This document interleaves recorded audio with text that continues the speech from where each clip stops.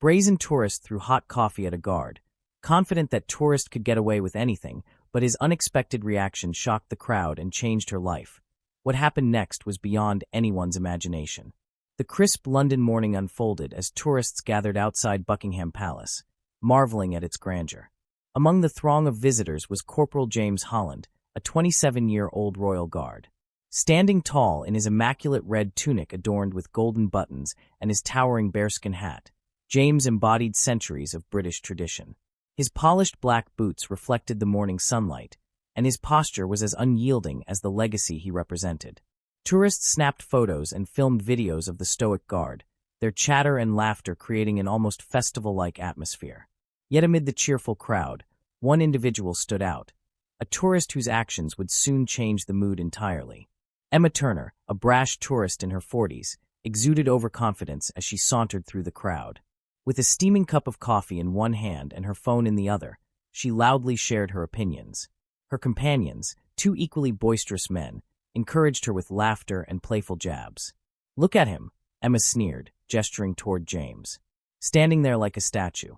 Is he even real, or is this just some ridiculous British tradition?" Her voice carried over the crowd, drawing attention. Some tourists chuckled nervously, while others exchanged disapproving glances. But Emma thrived on the spotlight, edging closer to James. "Hey, Mr. Fancy Boots. Do you ever move, or are you just here for decoration?" she called out, her voice dripping with mockery. James remained motionless, his eyes fixed ahead. He was accustomed to such taunts, but his duty was clear: maintain composure, uphold tradition, and never react. Emma, however, was undeterred. "Come on. You're supposed to be entertaining us," she jeered, waving her coffee cup for emphasis. Her companions chuckled, but the rest of the crowd grew tense, sensing that Emma was taking things too far. Crossing the clearly marked white line that separated the public from the guard, Emma stepped closer, her steaming coffee in hand. "I bet those boots are just for show," she said, her tone both mocking and curious. "Do they even shine under all that polish?" The crowd gasped as Emma crouched slightly, her phone still recording, and pretended to inspect James's boots. James's polished leather gleamed in the sunlight, reflecting his dedication to his role. For him, those boots were more than part of a uniform. They were a symbol of the honor he upheld daily. "Let's see if we can get him to react," Emma declared, her smirk widening. With a theatrical flourish, she tipped her coffee cup, letting a splash of steaming liquid hit the cobblestones near James's boots. The crowd fell silent, their murmurs replaced by stunned disbelief. Emma's companions exchanged uneasy glances, clearly uncomfortable with her escalating antics. "What? It's just a bit of fun," Emma said, shrugging. She tossed the cup aside carelessly, leaving a dark stain near James's feet. James remained still, his gaze unyielding. Inside, however, he felt a mix of anger and resolve. His silence spoke volumes, a testament to the discipline drilled into him over years of service. The crowd began murmuring again, their tone now one of disapproval. "Are you out of your mind?" an elderly man with a cane exclaimed, shaking his head at Emma. Emma waved him off dismissively. "Oh, relax. He's fine. Besides, isn't he paid to deal with stuff like this?" A small voice interrupted the commotion. "Mommy, why is she being mean to the soldiers?" The voice belonged to a young girl clutching a small British flag. Her wide eyes were filled with both confusion and sadness as she looked up at her mother. The woman pulled her daughter close, whispering soothing words, but the child's innocent question resonated with the crowd. Emma turned toward the girl, her brashness unshaken. "Don't look so scared, sweetheart," she said, her tone dripping with false cheerfulness. "It's all in good fun." The crowd's reaction was swift. Gasps and whispers spread like wildfire, and more phones rose to record the scene. Emma's companions shuffled nervously, muttering that maybe it was time to leave, but Emma waved them off again. The murmurs of the crowd faded as James moved. The sharp click of his boots against the cobblestones cut through the tension like a knife. He took 2 deliberate steps forward, his imposing figure towering over Emma. The sunlight caught the polished leather of his boots, leaving a gleaming impression on the cobblestones. The crowd held its breath. Emma's smirk faltered as she realized the situation had shifted. James stopped just inches from her, his face impassive, but his presence commanding. "Ma'am," James said, his voice calm and steady, "you have crossed a restricted area and engaged in behavior unbecoming of this setting. I must ask you to leave immediately." The crowd gasped in unison. It was rare for a royal guard to break their silence, and the gravity of the moment wasn't lost on anyone. Phones recorded the exchange, capturing the tension and drama unfolding before them.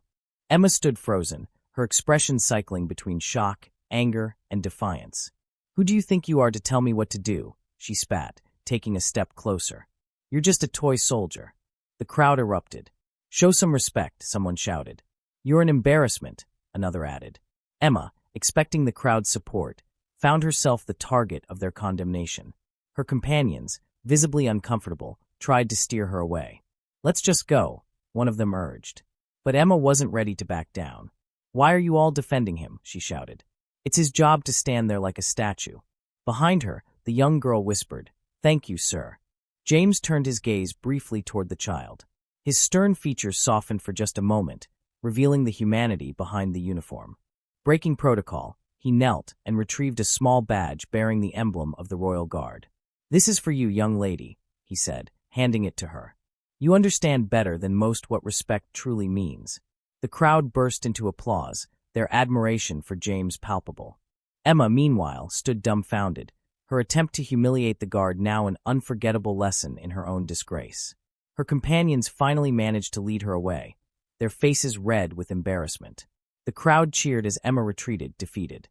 "That's what a real hero looks like," someone shouted, their words echoing through the courtyard.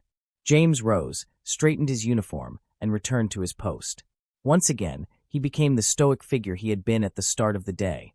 But now, to those watching, he was more than a guard. He was a symbol of honor, resilience, and the enduring power of tradition.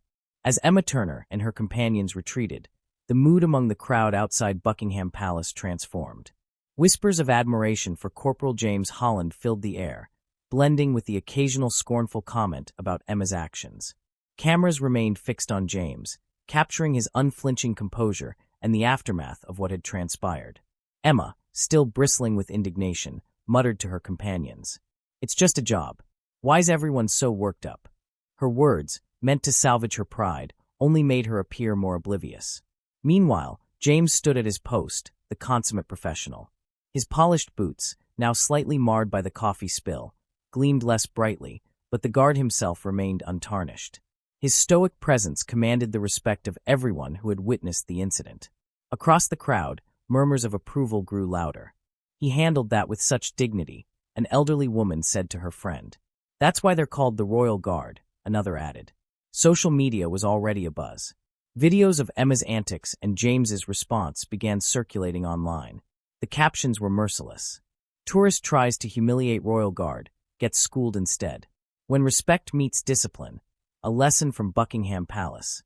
Boiling hot coffee versus a Royal Guard's dignity. Guess who wins?" As Emma's behavior drew widespread ridicule, James's professionalism earned him admiration from people around the globe. Comments poured in praising his composure. "He's the definition of grace under pressure. A masterclass in dealing with disrespect." Back at the palace, word of the incident had reached the administration. James's commanding officer reviewed the videos, nodding approvingly at his impeccable conduct. Later that afternoon, James was called into a small office within the palace. His commanding officer greeted him with a rare smile. "Corporal Holland," he said, handing James a letter, "your actions today exemplify the highest standards of this institution.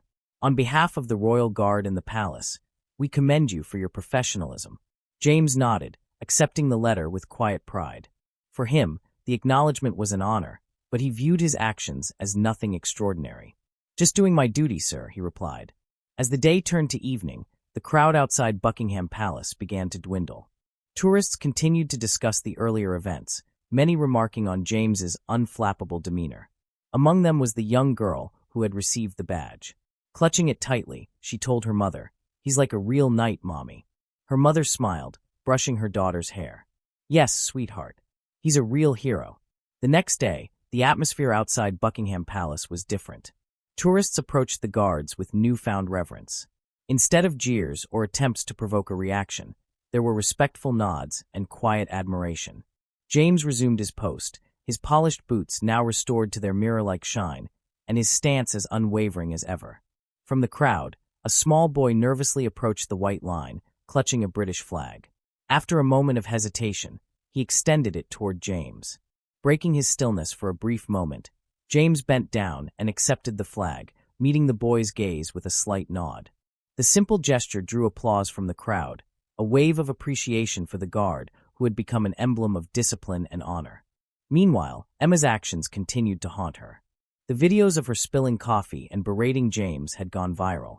Headlines branded her with titles like The Disrespectful Tourist and How Not to Behave in London.